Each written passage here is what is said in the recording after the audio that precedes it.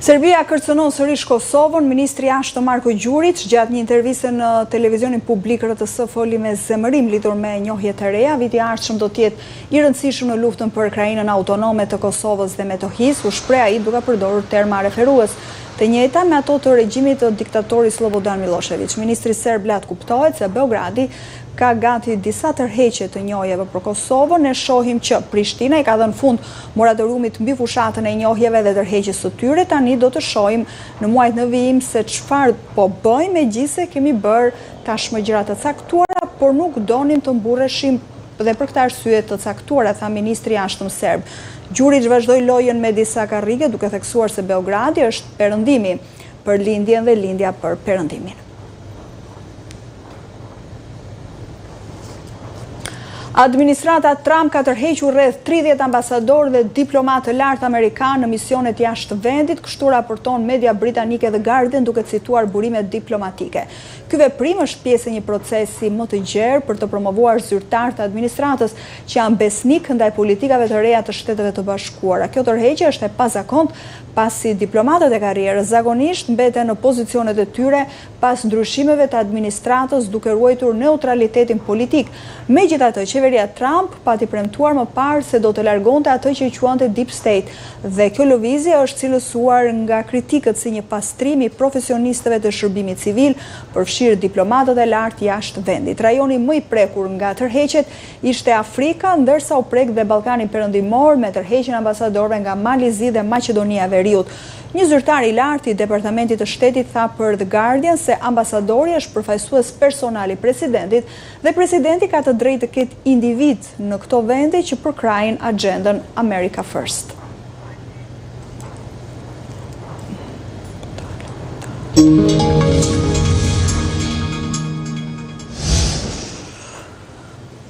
Buxheti i vitit 2026 diskutohet sot në mbledhjen e Këshillit Bashkiak të Vlorës. Kolegu ynë Edi Ruçi po e ndjek nga afër. Edi, përshëndes. Cilat janë fushat kryesore ku do të përqendrohet kryesisht buxheti i Këshillit Bashkiak të Vlorës?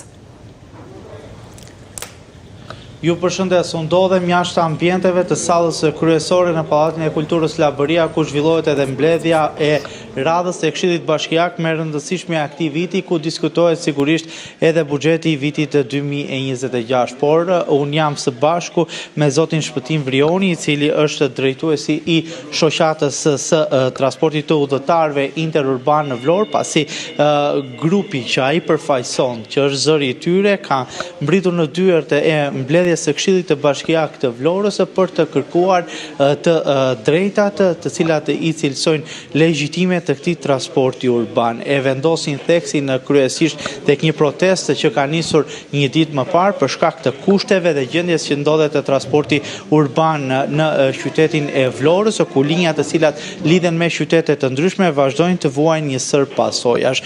Në mbledhjen e Këshillit Bashkiak po diskutohet gjithashtu dhe zhvendosja e le të themi nëse mund ta quajmë stacion të autobusëve, pasi nuk është i tillë, pasi mungojnë kushtet në një pjesë të qytetit ku nuk ka as aty as transport për të shkuar udhëtar dhe më pas për të marrë këto linja për t'i drejtuar në drejtim të qyteteve të ndryshme. Do doja ta pyesja zotin Vrioni për të parë edhe për të mësuar së bashku fillimisht mbi arsyen pse ju keni zgjedhur pikërisht që sot të drejtoheni në Këshillin Bashkiak për të kërkuar këto drejta sigurisht. Përshëndetje, faleminderit.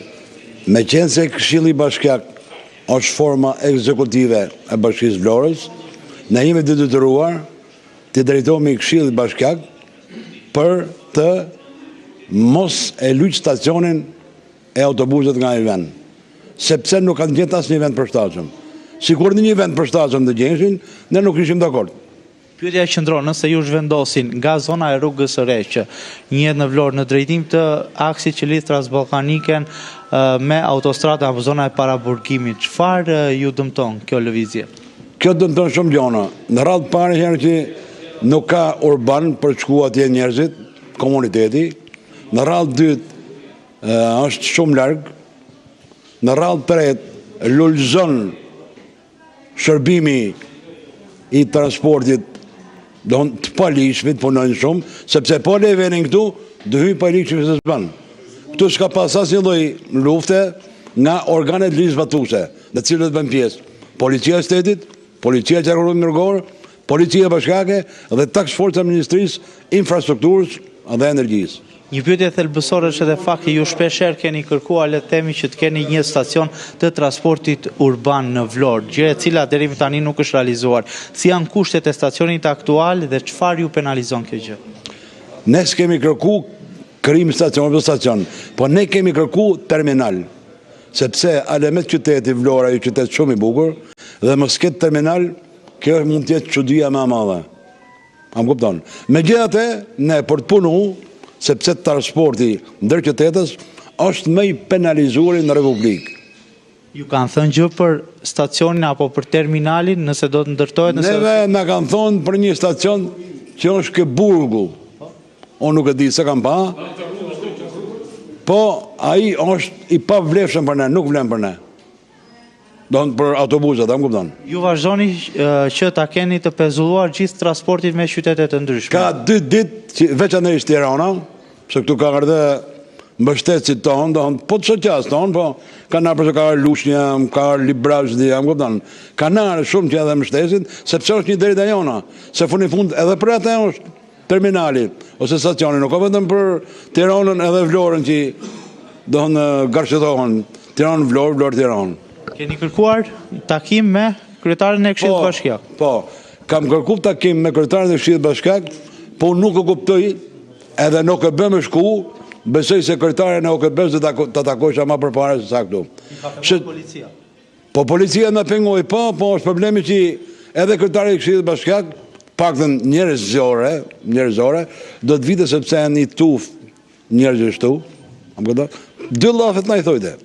Se ne s'po i kërkëm, nuk po i varem militarin qafë. Çfarë do bëni në vijim? Cilat janë masat? Protestat, nuk na rën protestat. Nuk e riktheni transportin? Ja, harrojat mund. Nëse ju mundsohet një takim me përfaqësuesit lokal, do paraqisni këto kërkesa që ju keni dhe në rast se ato plotësohen jeni të gatshëm të ushtroni sërish funksionet, besoj. Po nëse na plotësojnë kërkesat, ne pse mos i ushtrojmë funksionet? Ne s'kena dalë me bë luftë. Ne kemi dalë, i kërkojmë një vend përshtatshëm për ne. Që të vinë njerëzit, vi komuniteti, typi aty në autobus, tu thoj për Tiranë, vi tjetri nga Tirana këtu, po këtë autobuset tjetër, Tiranë, Vlorë, Tiranë, dhe të vi aty si njeri, jam këpëton. Edhe një pyetje të fundit, ju keni denoncuar shpeshherë edhe taksit pirate, sa jo dëmton ky fenomen dhe cilat janë masa që merren? Gjë këtu që po ta them, është pak konspirative, për le ta dinë dhe këta, se dhe këta janë, që thush njerëz dhe mima të afërt. Unë kam nërmarrë një aksion Tiranë, edhe do të vazhdoj aksionin të jashtëzakonshëm. Të jashtëzakonshëm. Taksit 4+1 edhe taksit 8+1, në qoftë se shkelin ligjin, do të penalizohen. Po si do të penalizohen? Jam i marrë licencën me aqu edhe me jadhon bashkia prap tu. Për Vlorën, apo për gjithë qytetin, po do të merret leje qarkullimit. I muj, 2 muj pa punë. Leje qarkullim e bloko policia rrugore, ja dërgon drejtorisë përgjithshme transport rrugor shqiptar. A më kupton?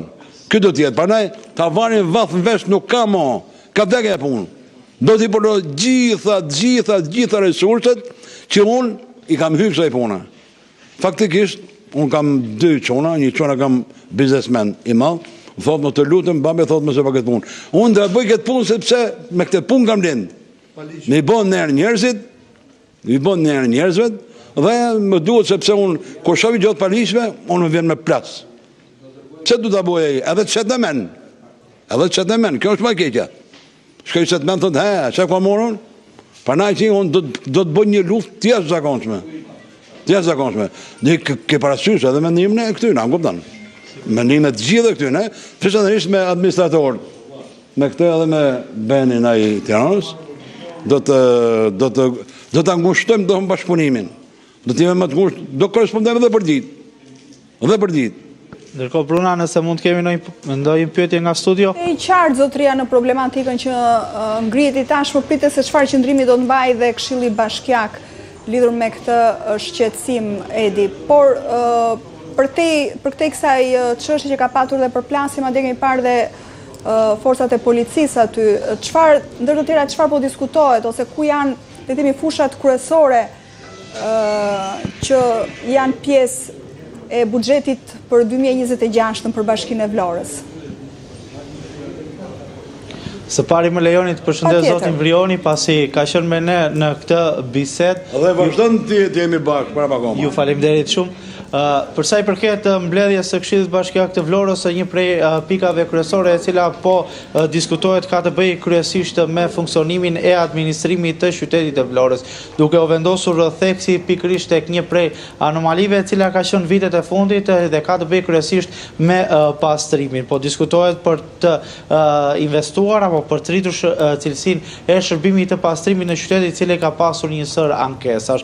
Një prej le të themi diskutimeve që po idhet në Këshillin Bashkiak të Vlorës janë dhe kryesisht investimet që do të bëhen në rehabilitimin e disa bloqeve të banimit në qytetin Bregdetar, të cilat prej vitesh vuajnë si rrjedhje mungesës së infrastrukturës rrugore. Janë investime këto në brendësi të bloqeve të banimit, në rrugë kryesore, rehabilitim të trotuareve, vendosje të ndriçimit apo edhe pjesëve të gjelbëruara. Për mos lënë pas as transportin, i cili ka një së problematikash jo vetëm në linjat le themi interurbane, pra lidhet me qytetet e tjera, por edhe në linjat në brendësi të qytetit të Vlorës, pasi në shumë zona mungon kryesisht transporti urban, duke mos ju dhënë mundësinë qytetarëve që të udhëtojnë në këto linja. Gjithashtu po mendohet edhe investime përsa i përket kapsulimit të fushës së mbetjeve në lagjen 24 maj, është një fushë e cila është kthyer në gangren prej vitesh për qytetin Bregdetar të Vlorës, përpara se çfarë zgjidhje do të gjendet, pasi do të ketë edhe një ndikim kryesisht për vendosje në funksion të landfillit të Shërishës, që pritet që mund të japi një fund le themi.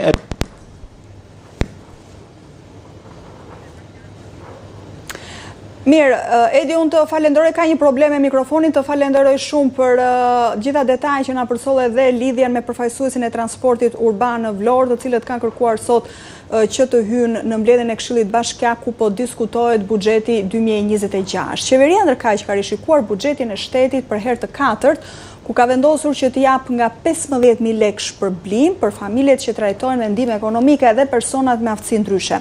Ministri i Financave bëri me dje se 15 miliardë lekë do të kalojnë për skemën e pensioneve për financimin e reformës së re. Qeveria ka rishikuar sërish buxhetin e shtetit të këtij viti. Në shpërblimet e fundvitit janë përfshirë familjet që trajtohen me ndihmë ekonomike dhe persona